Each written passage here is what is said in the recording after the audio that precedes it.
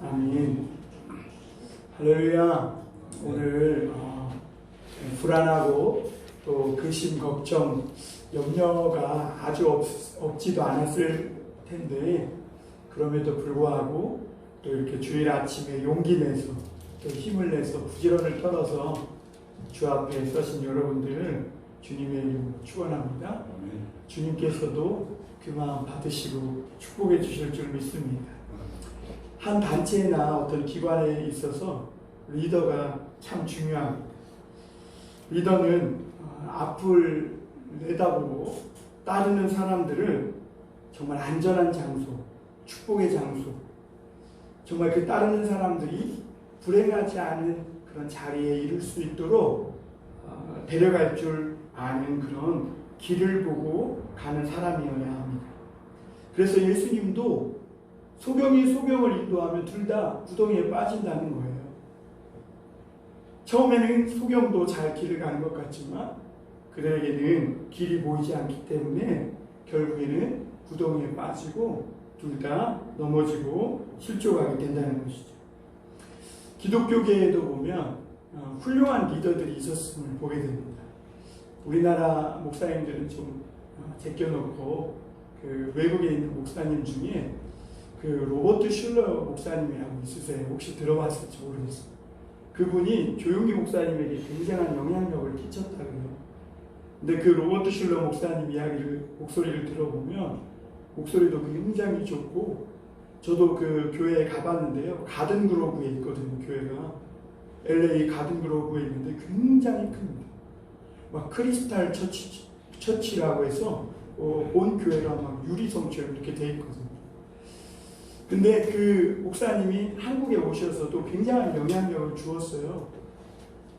코로나 있기 전에 그 교회는 이미 벌써 드라이브인 스루 예배라고 혹시 아세요? 요즘은 목사님들이 창에서 이렇게 설교를 하고 성도들은 차 안에서 이렇게 예배를 드린다고 해요. 어떤 교회가 그렇게 성찬도 했다고 해요. 근데 그것을 로버트 슐러 목사님은 오래전에 했거든요. 그런데 우리가 귀국할 때쯤 거의 다 돼가지고 그 교회가 파산했다는 거예요. 엄청난 교회.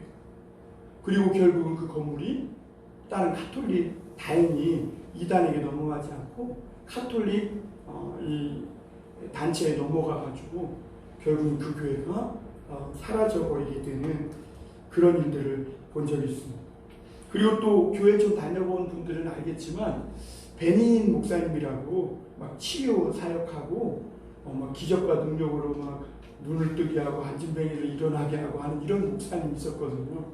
저희들도 한때 청년 때에 그 베닌 목사님의 영향력을 많이 받고 그 힐링에 대해서 굉장히 은혜 받은 적이 있는데, 그 목사님이 그렇게 막 TV에서도 방송하고 유명했었는데 어느 날 망해버렸어요.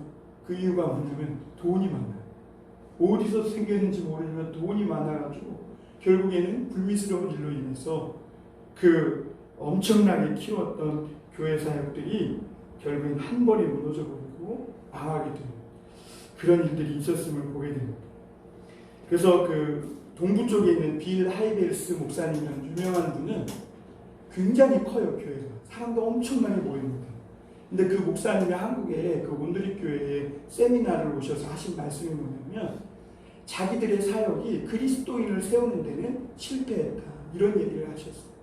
그러니까 사람들을 많이 모으고 뭔가 대단한 일을 했지만 그리스도인을 세우는 데는 실패했다, 그런 고백을 했다고 합니다. 그리스도인의 길은 좌로나 우로나 치우치지 않고 정도로 가야 합니다. 도덕적 흠이 있고 자기 관리가 안 되는 사람이 이 힘든 세상 속에서 그 사람들을 단 한 사람이라도 축복의 자리, 그리고 안전한 곳으로 행복의 자리로 데려가기가 어렵겠죠. 특히 하나님의 리더들의 역할은 더 어려운 것 같습니다. 왜냐하면 세상엔 많은 길이 있고 많은 사상들이 있는데 그 가운데에서 정말 축복의 길, 생명의 길을 찾아서 그 사람들에게 알려줘서 축복의 길로 생명의 자리로 데려간다는 것이 보통 어려운 일이 아니기 때문에 그렇습니다. 엄청난 많은 훈련과 인내가 요구되는 것이죠.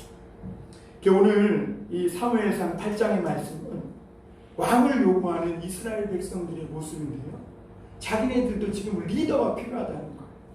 자기네들을 강력하게 카리스마로 이끌어가서 뭔가 세상 주변 나라, 그 가나안 땅이겠죠. 가나안 주변 나라겠죠. 블레셋이나 미디안이나 이런 나라들처럼 자기네들도 발전하고 싶고 자기네들도 강한 나라가 되고 싶다는 것이죠. 그래서 사무엘에게 와서 이제는 사사보다는 우리에게 기동력도 있고 전쟁터에 나가서 이끌 리더도 있는 그런 왕이 있는 나라가 되면 좋겠다라고 이렇게 요구하는 내용인데요. 사실 그래요. 우리가 세상에서 무슨 일을 하려면 가장 먼저 필요한 것이 뭐냐면 조직입니다. 공산주의는요, 세 가지 일을 한다 그래요. 옛날에 뭐 지금 많이 없어졌지만 대학 때 노동운동하는 그 청년들 보면 공산주의 주체사상이 가르치는 게 학습, 조직, 또 하나가 행동이라고. 그러니까 처음에 조직, 학습, 행동. 그러니까 처음에는 조직이에요. 두 사람만 있어도 난 회장, 너는 부회장 이렇게 되는 거예요. 총무를. 그래가지고 조직을 만들어요. 그리고 학습을 한다고 합니다. 막 세뇌를 시키는 거예요. 그리고 활동하게 합니다. 거기에 엄청난 대학생들이 무너져요. 어떤 단체든지 정말 필요한 것이 뭐냐면 조직이에요. 그러니까 선거도 조직으로 이긴다고 해요. 물론 뭐 인지도도 중요하고 하지만 이 조직 싸움이라고 그러더라고요. 어쨌든 뭐 저는 잘 모르지만 들은 얘기입니다. 그 리더가 있어야 어느 단체든지 무언가 좀 갖춰 보이고 하는 것을 보게 되죠. 그래서 모든 단체들은 리더를 세우고 회계 서기를 두고 그럽니다. 그런데 오늘 우리가 이스라엘 백성들의 삶을 좀 성경에서 읽어보면요, 이스라엘 백성들은 오랫동안 이 조직이 없었어요. 그냥 공동체로 있었어요. 뭐 유다 지파, 베냐민 지파, 르우벤 지파. 그래서 이 이스라엘 백성들이 가장 두려워했던 것이 뭐냐면 갈라질 것 같아요. 왜냐하면 12지파가 모여서 한 공동체를 이뤘기 때문에 그 강력한 리더십을 발휘하는 그런 왕이 없으니까 늘 어려움을 겪은 거예요. 그런데 이스라엘 백성들은 이렇게 조직이 없이도 수백 년 동안 잘 지내왔음에도 불구하고 자기네들이 이제 더 이상 이렇게 힘들게 지내기 싫다는 거죠. 그래서 우리에게도 왕이 필요하다는 거예요. 왜냐하면 이게 왕이 없이 12지파 공동체로 있다 보니까 무슨 일을 해도 힘들고 어려운 거예요. 이 사람 다르고 저 사람 다르고 이 사람 하는 얘기 다르고. 우리가 그 여호수아에서도 보면 이 에브라임 지파는 늘 전쟁할 때도 뒤 꽁무니에 빠졌다가 이기고 나면 그때 와가지고 나도 안 데리고 가고 뭐 했냐 이런 얄미운 짓을 막 하고 그러거든요. 그러니까 이 이스라엘 백성들이 오늘 우리에게도 이제는 당신의 아들, 당신도 늙고 당신의 아들들도 지금 부정부패하고 있으니까 우리에게 왕을 세워달라 하는 내용이 오늘 말씀의 중요한 요지입니다. 우리가 이런 것을 통해서 이런 왕을 요구하는 이스라엘 백성들의 모습에서 몇 가지 좀 생각해 보면, 첫째로 이스라엘 백성들의 삶이 참 불안한 삶이라는 것을 알 수가 있습니다. 여러분, 예수 그리스도를 믿고 살아가는 삶이 안정되던가요? 참 효율성이 있고 세상적인 표현으로 뭐든지 다 보장되어 있고 뭐 안정되어 있어서 항상 평안하던가요? 여러분, 이스라엘 백성도 하나님을 만나서 이제 모세가 애굽에서 그 백성들을 데리고 광야로 나왔잖아요. 그 광야에서 그들이 먹을 것이 없잖아요. 말 그대로 광야인데 거기에 뭐가 있겠어요? 하나님이 뭘 주셨죠? 만나를 주셨죠. 이 만나를 먹고 이스라엘 백성들이 살았어요. 신령한 음식을 먹었어요. 엄청 좋았겠죠. 사람들에게 말할 때 나 만나 먹었다는 거예요. 신령한 음식을 먹었다는 거예요. 막 간증을 해요. 그런데 만나의 문제가 뭐냐면 계속 항상 내린다는 보장이 없대요. 이 만나. 내리긴 내리는데 내일도 내리고 모레도 내릴지는 모른다는 거예요, 이 만나가. 그러기에 이스라엘 백성들이 광야에서 왜 원망불평했냐면 늘 불안한 거예요. 오늘 내렸지만 내일 만나가 안 내리면 어떻게 돼요? 굶어야 되는 것이죠. 그리고 또 이스라엘 백성들은 물도 우리처럼 원할 때 가서 수도꼭지만 틀면 물이 콸콸 나오는 이런 물을 먹고 마시며 산 게 아니라 반석을 이렇게 쳐야 거기서 나오는 생수를 마셨단 말이죠. 참 얼마나 좋았겠어요. 반석을 칠 때마다 막 신령한 물이 기적으로 나와가지고 마시니까. 그러나 이 생수는 내가 원하는 때 나오는 보장이 없다는 것이죠. 10번 잘 나왔다가 광야에서는 한 번만 안 나와도 어떻게 되는 거예요? 뜨거운 태양볕에 목 타 죽는 거예요. 그러니까 이스라엘 백성들이 우리가 애굽에 있을 때는 수박도 먹고 뭣도 먹고 마늘도 먹고 양파도 먹고 부추도 먹고 그랬는데 광야에 나와서는 이 맛도 없는 만나만 먹는다. 그러면서 불평하고 또 광야에서 목이 말라 죽겠는데 물이 없으니까 물을 달라고 애굽에 매장지가 없어서 여기 와서 우리를 죽게 하려 하느냐 하면서 하나님 믿는 것에 대한 굉장한 불안감을 표출하는 것을 볼 수가 있습니다. 사람이 오랫동안 이렇게 불안에 노출되면 어떻게 되냐면 긴장이 누적됩니다. 그리고 그것이 임계점에 달하면 나도 모르는 순간에 그것이 분노로 폭발돼서 나오거나 또는 우울증에 걸린다. 엘리야가 대표적인 인물인데요. 엘리야가 3년 동안 비가 오지 않기를 위해 기도했어요. 왜 그러냐면 아합 왕이 너무나 죄악이 범죄가 심했기 때문에 하나님께 기도한 거죠. 근데 희한하게 하나님이 그런 기도는 잘 들어줘요. 그래가지고 3년 동안 비가 안 왔어요. 그러니까 엘리야도 어떻게 해요?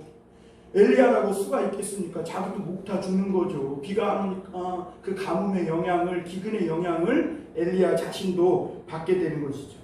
그런데 하나님은 비가 오지 않는 동안 이 엘리야를 그리시네가에 숨게 하시고 까마귀를 통해 먹을 것을 주세요.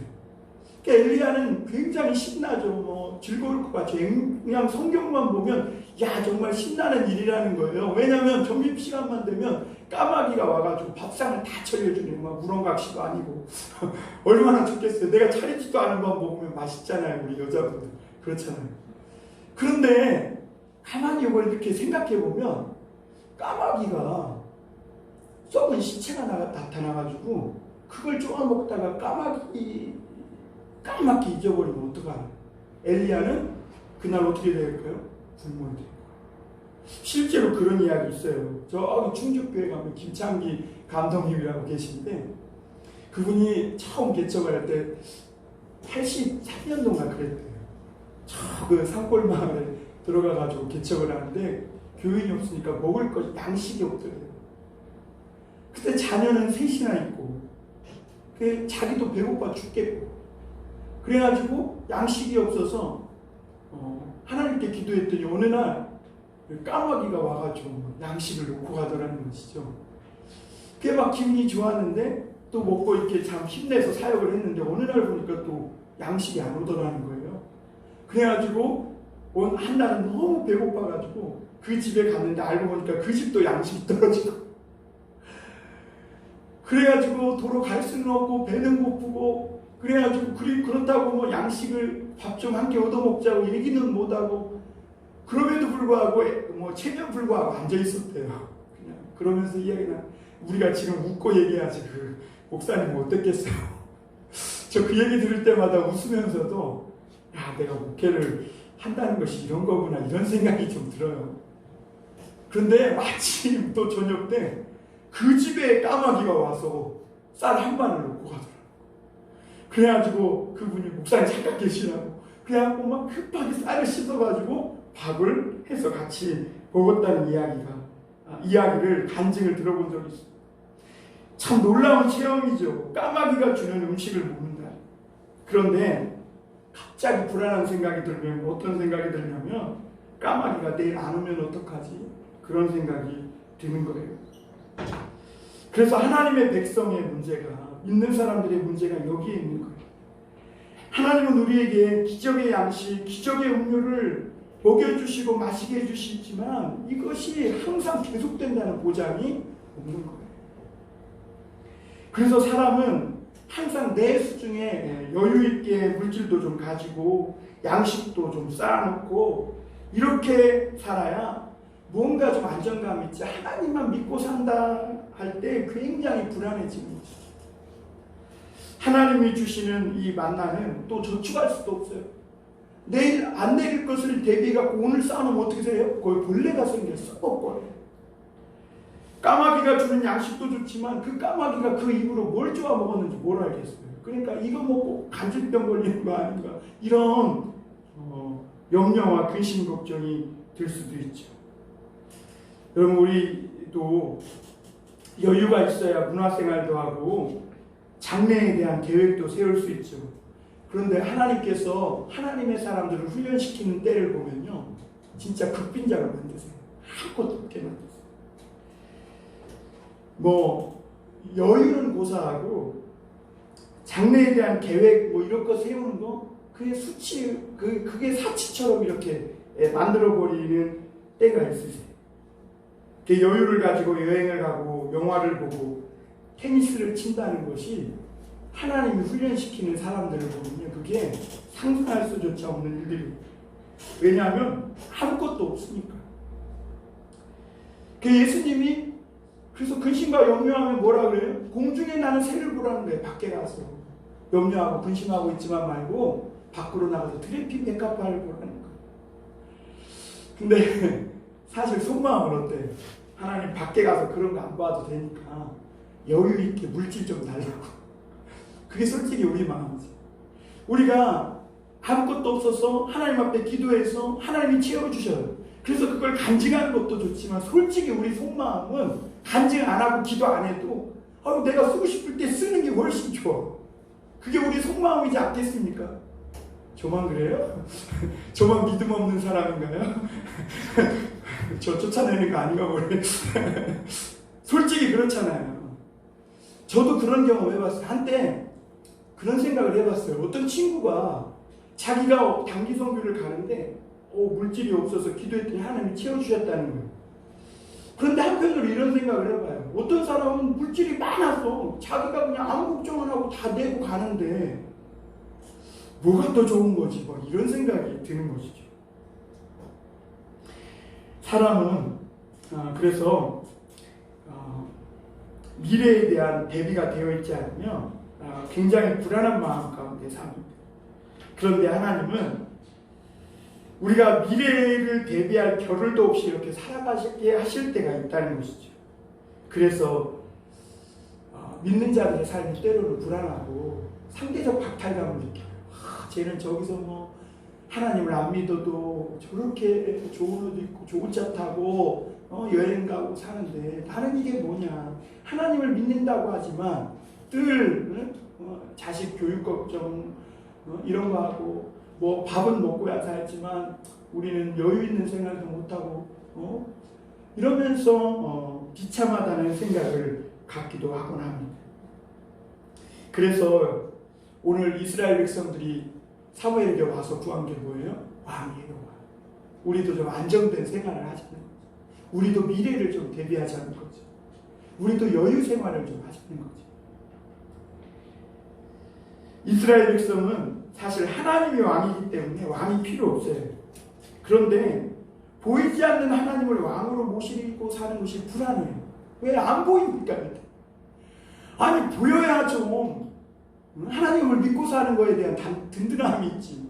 그리고 또한 의사소통도 안 돼요. 잘 보이지 않는 하나님하고 대화하려면 때로는 하나님이 듣는 건지 안 듣는 건지 하나님이 내 기도에 응답하는 건지 안 하는 건지 정말 내가 오늘 드린 기도가 하나님 앞에 상달된 건지 의심이 들 때가 많이 있다는 것이죠. 그래서 이스라엘은 이 보이지 않는 하나님이 왕이니까 늘 불안하게 살다가 도저히 안 되니까 사무엘에게 가서 우리도 이제 안정된 삶을 살기 원하니까 왕을 주십시오 라고 요구하고 있는 것이죠. 사무엘의 오늘 아들들의 이 문제가 나옵니다. 사실 사무엘은요, 하나님 앞에서 굉장히 정확한 사람이에요. 사무엘이라고 왜 불안하지 않겠어요? 사무엘이라고 왜 보이지 않는 하나님과 소통하기 어렵지 않았겠어요? 그러나 이 사무엘은 하나님 앞에서 정확하고 뇌물 하나 벗지 않고 거짓말, 이런 판결을 굳게 하는 것, 이런 것은 사무엘에게 있을 수도 없는 일이에요. 정말 흠없이 깨끗하고 정직한 사람이에요. 그런데 사무엘의 아들들은 오늘 달라요. 이스라엘 백성들이 왕을 요구하는 이유가 두 가지인데, 겉으로 표면적으로 나타나는 이유가 두 가지인데, 첫째는 사무엘이 늙었다는 거예요. 그리고 둘째는 당신의 아들들이 사사인데 돈을 받고 뇌물을 받고 판결을 굳게 한다는 거예요. 이 말을 들었을 때 사무엘이 굉장히 서운했을 것 같아요. 자기가 그렇게 흠없이 깨끗하고 정직하게 이스라엘 백성들을 섬겨왔는데 자기가 조금 늙었다고, 또 자기 아들이 조금 잘못한다고 왕을 요구하다니 사무엘이 얼마나 서글펐겠어요. 이제 자기도 역사의 무대로 이제 퇴장할 날이 얼마 남지 않았는데, 자기도 다 알고 있는데 와서 이제는 당신이 늙었으니까 왕을 달라고 이럴 때 솔직히 기분이 나쁘죠. 그런데 여러분, 사무엘은 어떻게 해요? 하나님 앞에 그 문제를 놓고 기도합니다. 감정적으로 대응하지 않아요. 역시 사무엘이. 여러분, 교회가 이런 현실적인 문제를 놓고 감정적으로 대해가지고 쑥대밭된 교회가 얼마나 많은지 아세요, 여러분? 하나님의 사람들은요, 이런 문제를 놓고 절대로 감정적으로 대하면 안 돼요. 하나님께 기도해야. 하나님이 사무엘에게 오늘 응답해 주시잖아요. 사무엘아, 그들이 그렇게 왕을 요구하는 것은 너를 버린 게 아니라 나를 버린 것이다. 그러면서 그들의 요구를 들어줘라. 그러면서 하나님이 응답하세요. 어쨌든 사무엘은 그렇게 온전한 사람이었는데, 사무엘의 아들들은 달라요. 뇌물을 너무 좋아해요. 그리고 뇌물 받고 판결을 막 이랬다 저랬다 하는 것이죠. 그리고 돈 안 내면 무시하고, 나에게 좀 친한 사람이 와서, 형님, 그래, 알았어. 내가 다 알아서 해줄 테니까, 그래, 우리 인간관계 있잖아. 이러면서 판결을 하는 거예요. 근데 이것이 이스라엘의 스캔들이 난 거예요. 그래서 오늘 장로들이 와서 사무엘에게 몰려와서 성토를 하는 것이죠. 사실 그동안 이스라엘이 엘리의 아들들 때문에 망했습니다. 그러다 사무엘이 나타나서 하나님의 말씀을 가지고 미스바에서 다시 회복되는 역사가 있었습니다. 그런데 사무엘은 어떤 사람입니까? 아주 정확하고 융통성 없고 어떻게 보면 타협이 없는 그런 칼 같은 사람입니다. 그런데 반면 아들은 달라요. 융통성도 있고 유두리도 있어 보이고 적당히 해줄 줄 알아요. 우리가 이런 모습을 보면 사무엘은 굉장히 좋은 사람이고 사무엘의 아들들은 굉장히 나쁜 사람 같잖아요. 그런데 여러분, 우리가 사실 그 상황으로 들어가 보면요, 이 사무엘은 정말 반만 떨어지는 사람인 거 아세요? 이래서 안 되고 저거. 우리가 지금 이렇게 삼자의 모습으로 보니까, 사무엘이 훌륭한 사람이고 사무엘의 아들들 요엘과 아비야는 안 못된 사람 같이 보이지만, 사실 이 사무엘, 이건 하나님 말씀이기 때문에 안 되고, 이건 옳고 이건 그르고, 이건 이렇게 해야죠.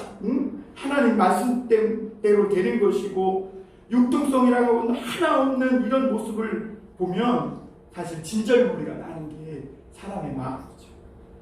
오히려 적당히 뇌물도 받고 안 되는 것도 좀 되게 해주고 인간관계를 중요하게 여기면서 이렇게 살아가는 엘리의 아들들이 좋아 보일 수도 있어요.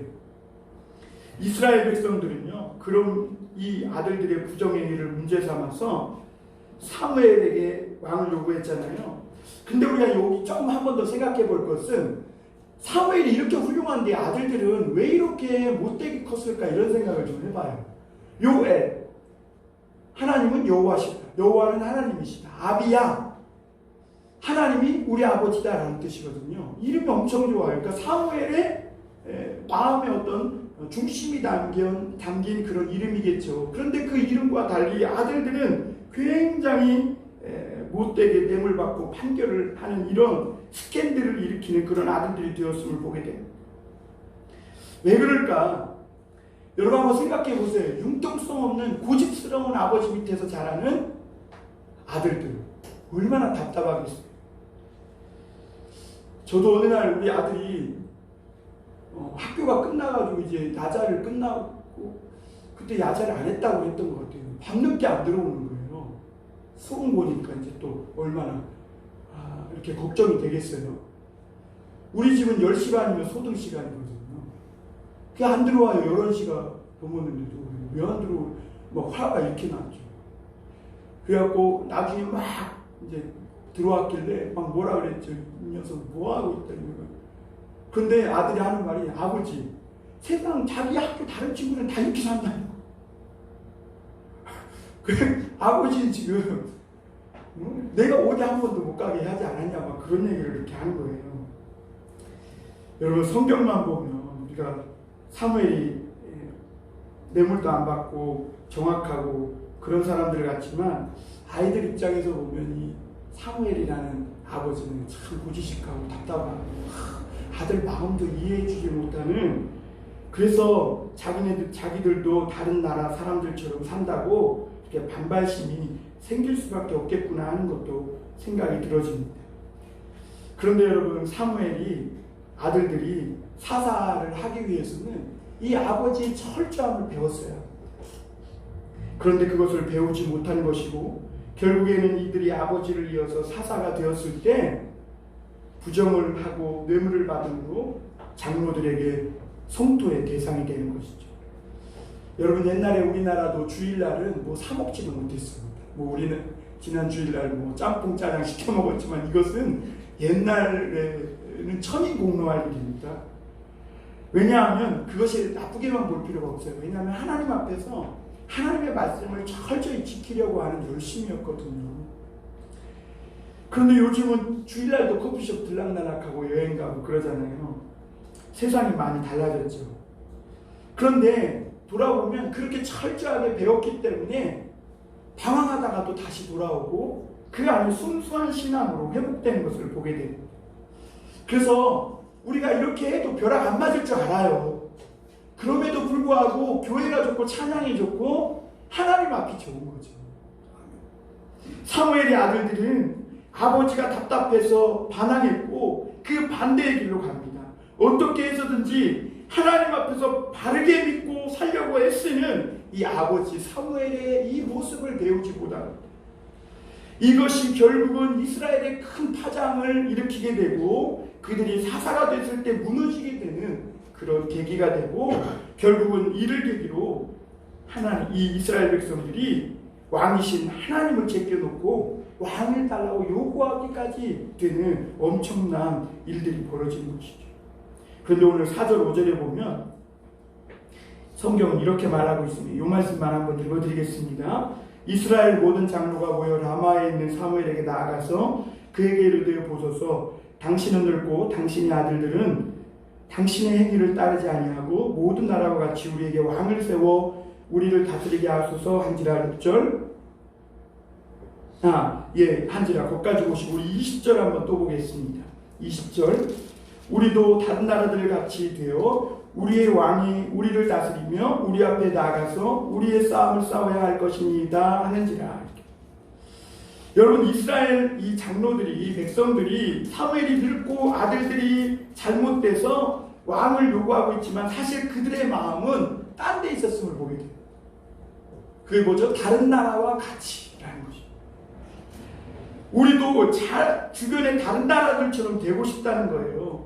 다른 나라는 지금 변화의 바람이 일고 있고 앞서가고 있는데 우리나라는 지금 리더할 왕이 없기 때문에 이 모양이라는 거예요. 그래서 블레셋과의 전투에서도 패했다는 것이죠. 왜냐하면 다른 나라는 전투가 일어나면 왕이 앞서서 군사를 이끌고 나가서 바로 싸울 수 있는데 우리나라는 지금 왕이 없으니까 족속으로 되어 있으니까 앉아서 회의하고 뭐하고 이 사람 말 듣고 저 사람 말 듣고 하다 보면 이미 전쟁에서 패할 수밖에 없다는 거죠. 사실 이 이스라엘 백성들은 그들이 왜 블레셋과의 전투에서 패했는지를 원인을 잘못 찾아낸 것이죠. 리더할 왕이 없었기 때문에 패했다고 생각하지만 사실 이 이스라엘 백성들이 패한 것은 보이지 않는 왕이신 하나님을 제대로 섬기지 못했고 성전에서조차 이 범죄할 만큼 타락한 이런 자신들의 실상을 보지 못했기 때문에 패한 것이죠. 여러분, 보이지 않는 하나님을 왕으로 섬기지 못하면서 강력한 리더인 왕을 세운다. 그런다고 잘 될까요? 그 왕이 그 권력과 힘으로 어떻게 하겠어요? 오늘 왕이 어떻게 할 것을 사무엘이 말해주지 않아요? 왕이 하나님을 제대로 섬기지 않으면 신명기 17장에 있는 말씀대로 왕이 은금을 멀리하고 하나님을 신뢰하지 않고 또 아내를 많이 두면 하나님의 말씀을 떠나서 그런 왕이 되면 그 권력과 힘으로 너희 아들들을 붙잡아다가 군사훈련시키고 너희 딸들은 데려다가 붙잡아다가 속놀이게 시키고 자기의 권력과 기득권을 유지하기 위해서 너희를 종으로 삼을 거라 이렇게 말한다는 거죠. 그러니까 보이지 않는 하나님을 제대로 믿지 않고는 보이는 왕을 세워봐야 그 인간 사회는 아무 소용이 없다는 거예요. 그래서 여러분 6절 7절에 보면 하나님께서 그 사무엘에게 응답하시는 모습이 나옵니다. 한번 보겠습니다. 우리의 왕을 줘 우리를 다스리게 하라 했을 때에 사무엘이 그것을 기뻐하지 아니하여 여호와께 기도하며 여호와께서 사무엘에게 이르시되 백성이 내게 한 말을 다 들으라. 이는 그들이 너를 버림이 아니요 나를 버려 자기들의 왕이 되지 못하게 함이니라. 이렇게 말씀합니다. 하나님은 이미 이스라엘 백성들의 속마음을 다 아세요. 그들이 왕을 요구한 것은 세상의 변화의 바람이 불고 있는데 우리는 이제 보이지 않는 하나님과 같은 왕이 필요 없다. 싫다. 불편하다는 겁니다. 우리도 세상 변화에 맞게 변화되고 살아가야지 않겠느냐라는 것이죠. 하나님은 왕을 요구한 이 이스라엘 백성들에게 그 백성들의 모습을 보고 사무엘이 굉장히 기뻐하지 않고 낙심하자 뭐라고 얘기해 주냐면 너를 버린 것이 아니라 나를 버린 것이다. 그들의 요구를 들어줘라 이렇게 말합니다. 여러분 이 말 속에서 우리가 느끼는 것이 뭐냐면 하나님을 찾고 살아간다는 것이 굉장히 어려운 일이구나 라는 것을 느끼게 보이는 것을 쫓아가는 건 쉬워요. 보이는 돈을 쫓아가고 보이는 세상의 유행이나 트렌드를 쫓아 산다는 것은 굉장히 쉽습니다. 그러나 보이지 않는 길, 하나님의 길을 자꾸 물으며 살아간다는 것은 굉장히 불편한 일이고 힘든 일이고 그러기에 그 길이 축복의 길이고 생명의 길이라고 성경은 우리에게 가르쳐주고 있는 것이죠. 이스라엘 백성은 이 보이지 않는 하나님을 찾는 불편함이 싫기에 이제는 보이는 왕을 세워서 자기들도 주변 나라들처럼 안정되고 편리하게 살아가고 싶다는 것이죠. 하나님은 이를 기뻐하시지 않았지만 허락하세요. 그런데 여러분 그거 아세요? 하나님이 기뻐하지 않지만 허락하면 처음엔 잘 되는 것 같지만 끝이 굉장히 좋지 못합니다. 결국에 이스라엘이 왕정시대에 들어가게 되죠. 열왕기에 나오잖아요. 그래서 이 사무엘상 9장이 초대왕 사울 왕을 세우는 이야기가 나옵니다. 그런데 사울 왕으로 시작된 이 이스라엘 왕정기가 열왕기하 마지막에 가면 북이스라엘 남유다로 두 나라가 다 망해버립니다. 북이스라엘은 아수르에 망하게 되고 남유다는 바벨론에 의해서 망하게 되고 그때 왕이 시드기야인데 두 눈이 뽑혀서 자기들이 보는 아들들 앞에서 코에 갈고리를 껴서 바벨론에게 끌려가는 모습이다. 이스라엘 참 왕이신 하나님을 버리고 인간적인 왕을 세워 무엇인가 인간의 일을 도모해 보고자 했던 이스라엘은 결국에는 도로 어떻게 되는 거예요? 애국으로 바벨론으로 포로로 종으로 다시 되돌아가는 것이죠. 우리는 하나님을 찾기 위해 여러분 야곱처럼 씨름하듯 찾아가며 살아야 될 줄 믿습니다. 쉽게 살려고 하면 망합니다. 우리가 고민하고 애쓰며 하나님 앞에 내 길이 무엇인지 우리의 길이 무엇인지 물으며 살아가야 돼요. 하나님은 이스라엘 백성이 좀 더 말씀과 씨름하길 바랬고 말씀 속에서 하나님과 씨름하며 그 길을 찾길 바랬지만 이스라엘이 중요하게 여긴 것은 효율성과 안정성과 편의성이다. 이스라엘의 왕은 세상의 왕과 달라요. 세상의 왕은 전쟁을 해서 다른 나라를 죽이고 빼앗고서라도 자기 나라를 부강하게 만들면 최고의 왕이지만 이스라엘의 왕은 인류를 위한 제사장으로서 온 인류의 축복을 위해 역할을 해야 할 왕이라는 것이죠. 그래서 하나님은 다 다 계획이 있었어요. 하나님께서 이 땅에 왕 중의 왕이신 예수 그리스도를 보낼 계획을 다 주님은 갖고 계셨어요. 그러나 그 왕이신 하나님을 버리고 자기들의 속에 있는 그런 우상을 쫓아 살려고 했을 때 그들은 결국 망하고 만 것을 봅니다. 오늘 우리는 하나님의 사랑은 의심하기 쉬운 세상에서 살아가고 있는 게 사실이에요. 하나님을 찾고 기다리는 시간이 마치 낭비하는 시간처럼 여겨지는 세상입니다. 조금이라도 더 기도하는 시간에 더 일하고 예배 시간에 공부하고 사람 만나고 일하는 것이 훨씬 더 효율적이고 돈도 많이 벌고 미래의 안정을 위한 대책을 세우는 것이라고 생각이 들어집니다. 그런데 여러분, 하나님을 기다리는 시간은 절대로 시간 낭비가 아니심을 믿으시길 바랍니다. 아름다운 시간입니다. 하나님을 기다리고 기도하는 이 시간은 내 속사람이 연그러지는 시간이고 남이 보지 못하는 것을 보게 되는, 다시 말하면 내 눈이 띄어지는 시간이라는 것을 기억하시길 바랍니다. 하나님의 사람들은 남이 못 보는 것을 볼 줄 알아야 하고 보이지 않는 길을 보고 보이지 않는 위험을 보고 많은 사람들을 안전하고 축복된 자리로 인도해 갈 수 있는 그런 사람들이 바로 성도들이고 하나님 믿는 사람들이라는 것을 기억하시길 바랍니다. 그러므로 여러분, 하나님을 의지하는 것 불안해하지 마시길 바랍니다. 그냥 굶기시면 굶으면 되죠. 하나님이 죽고 나면 더 좋은 하나님 나라로 인도하지 않겠어요? 이런 배짱, 이건 객기가 아니라 배짱이잖아요. 배짱, 믿음의 배짱을 가지고 지금 불안정한 것 겁내지 말고 하나님만 전폭적으로 믿고 신뢰하며 길을 찾고 물으시는 저와 여러분이 될 수 있길 바랍니다. 하나님께는 다 계획이 있으심을 믿는 저와 여러분이 되길 바랍니다. 기도하겠습니다. 사랑해